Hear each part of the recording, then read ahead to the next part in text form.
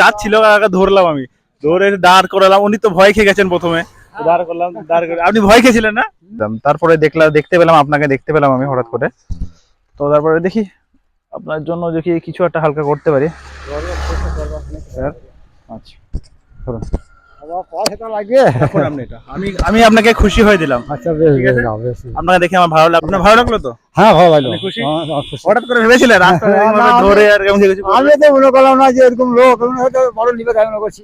না না, নেবো না। আমি হঠাৎ করে যাচ্ছিল ধরলাম আমি, ধরে দাঁড় করালাম। উনি তো ভয় খেয়ে গেছেন প্রথমে, দাঁড় করলাম, দাঁড় করে আপনি ভয় খেয়েছিলেন। প্রাইজ আমার তরফ থেকে না, এটা সারপ্রাইজ এটা। ঠিক আছে, কষ্ট করে। ঠিক আছে, আপনি বাড়ি যান, সুস্থভাবে বাড়ি যান, ভালো থাকবেন। ঠিক আছে, ঠিক আছে। ঠিক আছে, ওকে, ভালো থাকবেন। হ্যাঁ বাড়ি যাবো।